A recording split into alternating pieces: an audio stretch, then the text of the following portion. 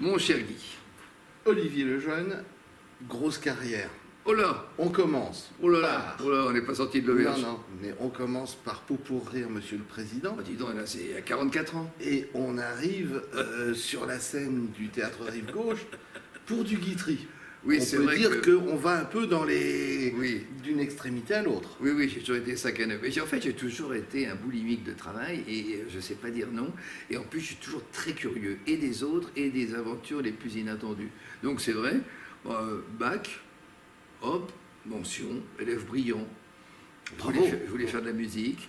Je voulais être chef d'orchestre, donc je faisais du piano 6 heures par jour, je faisais de la clarinette, je faisais de l'orgue, et puis je suis tombé amoureux d'une jeune fille qui voulait faire du théâtre, et j'étais attiré aussi par le théâtre. Et tout d'un coup, il y a eu la révolte du jeune homme qui n'a pas eu de jeunesse. Pas une seule boum, je travaillais tout le temps, et j'ai dit non, je vais être comédien, au moins j'aurai plus de temps pour respirer. Et puis donc, cette jeune fille présentait le concours du Centre de la Rue Blanche, donc je l'ai présenté plus par amour, parce que je voulais faire l'entrée du conservatoire d'harmonie. Je travaillais avec un professeur du conservatoire, Pierre Lantier, l'harmonie, je lire dans les 7 clés et tout ça. Et puis, me voilà reçu au Centre de la Rue Blanche, elle pas, elle en pleure, moi 800 garçons, 800 filles, ils prenaient 10 garçons, 10 filles, rentrant à la maison, puis disant à mes parents, en fin de compte, je vais être comédien. J'hésitais entre la musique et la comédie, la création, je composais beaucoup, mais je commençais aussi à écrire des textes. Et puis en fait, quand je me suis dit, quand même, ça va être formidable, et puis voilà. Et donc après, j'ai fait le conservatoire. Bon, je le fais court, conservatoire, et puis hop, pendant que j'ai rencontré, on a obtenu avec un copain du centre de la Rue Blanche, Patrick Green, dit Green, enfin Green, son vrai nom c'est Grunapfel, pomme verte, en traduction française. Oui. On a gagné un prix des jeunes chansonniers, puis on a eu une ligne dans François, Jacqueline Cartier a dit 2 jeunes comédiens ont gagné le prix des jeunes chansonniers. Ce prix, c'était 1 million de centimes que Thierry Leluron avait laissé en dédit, parce qu'il avait cassé son contrat, il est passé pas loin d'ici, rue de la Gaîté à Bobino, il était devenu star avec la chabanisation. Donc du coup, on a gagné, et puis on a eu notre nom dans le journal, et Thierry Leluron nous a appelé un jour en disant, dis donc, il a appelé le Centre de la Rue Blanche, on était en plein cours de comédie, dis donc les petits salopards qui m'avaient piqué mon million de centimes, offrez-moi un verre, et puis il est venu nous chercher avec sa grande Mercedes, et on nous a présenté, c'était un conte de fées. On est passé d'élèves comédiens à copain de Thierry, bande de Thierry Leluron, son émission Leluron du dimanche. J'ai commencé à faire des sketchs pour lui, des parodies pour ma pomme.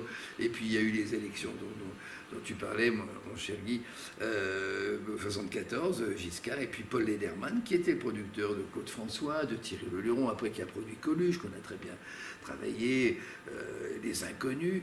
Nous a dit, bon, on va peut-être faire un 45 tours sur les présidentielles, qu'est-ce que vous avez dans le ventre? Et puis il y a eu ce pot pourri, Monsieur le Président, qui est un énorme tube, 2 millions de 45 tours, on entendait que ça à la radio, numéro 1 par an, enfin voilà. Donc c'était le début d'une grande aventure, 12 ans. 12 ans de musicaux, la haute dose, pour tout l'Olympia, théâtre des variétés avec Thierry Leluron, les premières parties, Brassens, Bobino, Moustaki, enfin c'était vraiment, on a paradé toutes les grosses émissions de télé, les Guy Luxery, si je puis dire, palmarès des chansons, Ring Parade, voilà. Et puis, au bout de 12 ans, le duo s'est désagrégé. Mais je ne vais peut-être pas te griller tes questions, tu voulais poser Non, vas-y. Pour l'instant, je parle tout seul, mais c'est un peu... Mais on t'écoute, puisqu'en fait, là, tu résumes ta carrière, tu arrives petit à petit, bon, j'imagine qu'on va arriver au théâtre maintenant. Et ben voilà, après 12 ans de musical, je suis revenu à mes premières amours, parce que quand un numéro comme ça, qui était vraiment Green et le jeune, qui était assez connu, se désagrège, et ben on se retrouve un peu, voilà, dans un premier temps, qu'est-ce que je fais? Alors j'ai commencé à écrire des sketchs tout seul, et puis bon, ça s'est su que le duo s'était désagrégé. Jean Meyer, mon professeur de conservatoire, qui m'avait déjà engagé plus dans 4-5 pièces, m'a appelé, et j'ai fait, allez, 12-13 pièces de suite à Lyon. Oui, parfois je partais pour 4-5 pièces pour la saison, parce que c'était un théâtre d'abonnés, un peu comme une mini-comédie française. D'ailleurs, il avait dirigé la comédie française, Jean Meyer.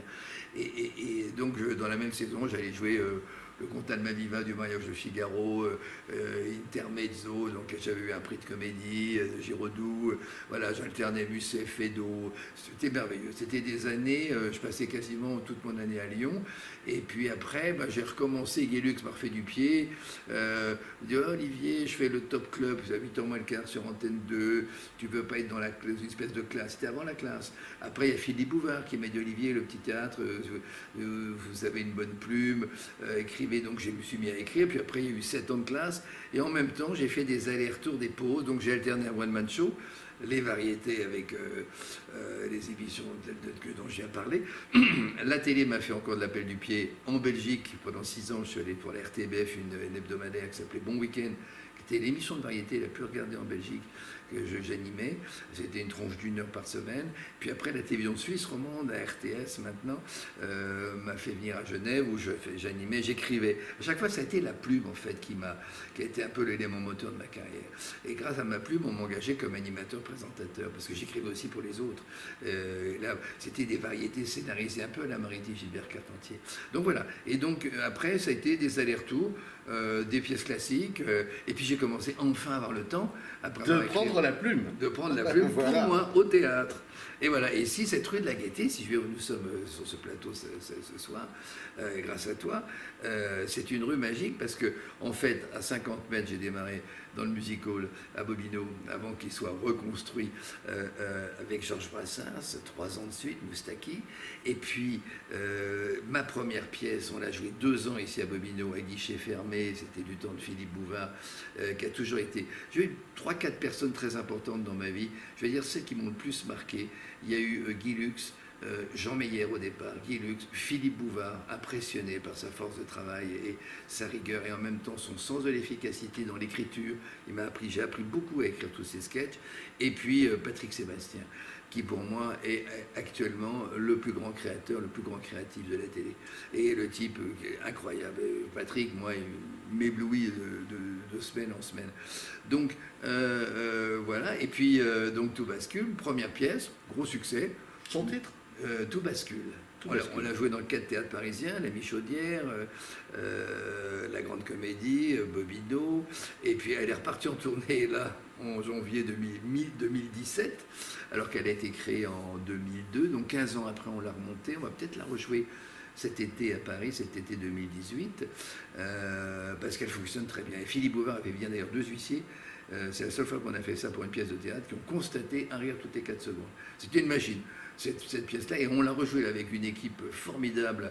Elle a été créée par Marthe Mercadier, je l'avais écrite pour elle, je jouais avec elle, et puis là je l'ai rejouée dans un autre rôle, parce qu'ayant pris un petit peu d'âge quand même, 15 ans après, je ne pouvais plus faire un jeune marié.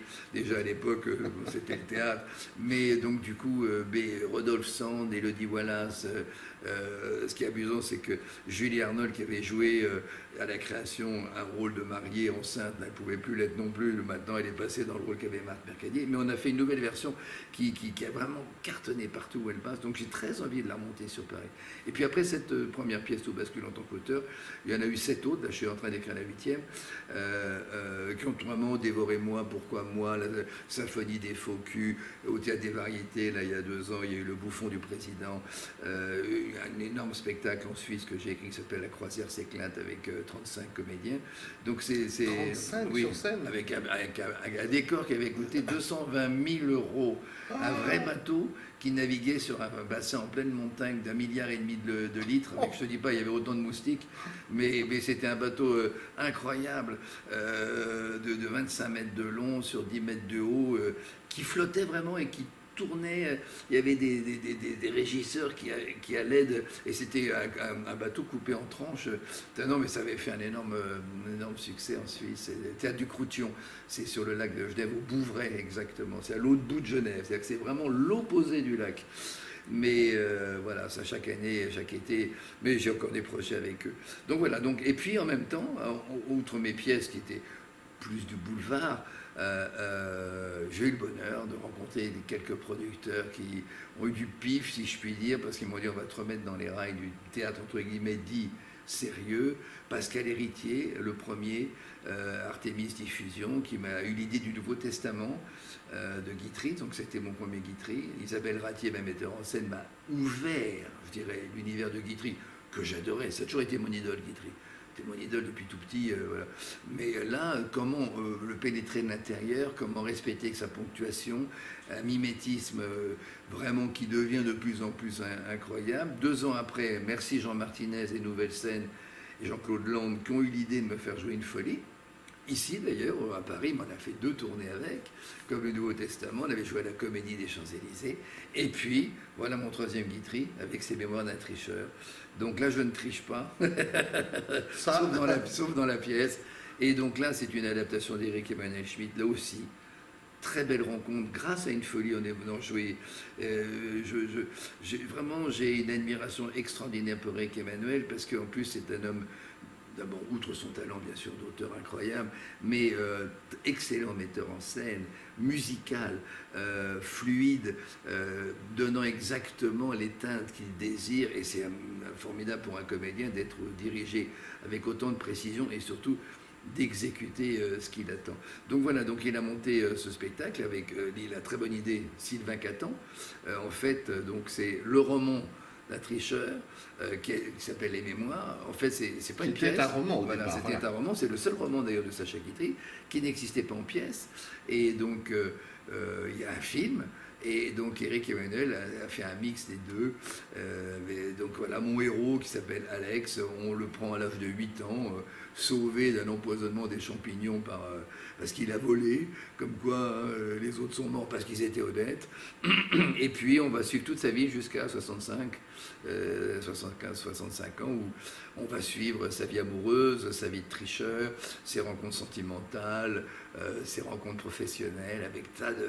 Et tous les autres personnages sont joués par Sylvain Catan, qui passe aussi bien d'une vieille comtesse à une femme au mollet incroyable, d'un anarchiste à un petit bonhomme, il est incroyable. Donc voilà, donc ce mix des deux, et puis on a des panneaux derrière nous qui pivotent et qui créent avec des éclairages très habiles de Jaco Vérolis et des musiques de Mehdi Bourayou qui créent des univers. Non, bon là le spectacle dure 1h15 parce que nous sommes à 19h. Il ne faut pas être trop long par rapport au spectacle d'après, mais il y en a sous le pied, et quand on va partir en tournée, on rallongera, je dirais, entre guillemets, la sauce, parce que, voilà, le texte, au départ de Guitry, est très copieux et très, très comique. Est-ce que tu as déjà songé, ou est-ce que tu as déjà fait, parce que je ne peux pas tout savoir, de la mise en scène? Oui, bien sûr. Oh, bah oui, bonne question, merci. Bah, d'abord, j'ai mis en scène toutes mes pièces. Au départ, j'avais la pudeur, je disais, oh, je vais écrire, on va peut-être prendre la mettre. Et puis, je les sentais tellement, donc ça s'est vraiment très bien passé.